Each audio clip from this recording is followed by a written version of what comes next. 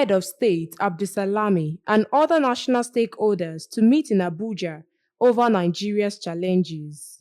In a move to address the mounting challenges facing Nigeria, the National Peace Committee, led by former head of state General Abdulsalami Abubakar and Bishop Matthew Azan Kukah, has announced plans for a crucial national stakeholders meeting. In a statement co-signed by Abubakar and Kukah, the committee underscored the monumental scale of 2023 general elections, a record of 93.4 million Nigerians registered to vote, indicating a profound desire for change. However, despite initial optimism, the aftermath of the elections has exposed deep-rooted regional and ethnic divisions within the country. The government's efforts to improve living conditions have yet to meet citizens' expectations, leading to widespread economic strain.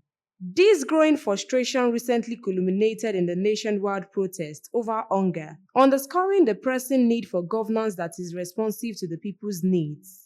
In response, the National Peace Committee has scheduled a one-day town hall meeting for September 26, 2024, at the NAF Conference Center in Abuja. This gathering aims to foster frank discussions among critical stakeholders and explore ways to support the government in overcoming current socio-political and economic challenges. The committee sees this initiative as a crucial step to bridge the gap between the government and its citizens, ensuring their voices are heard and their legitimate concerns are addressed.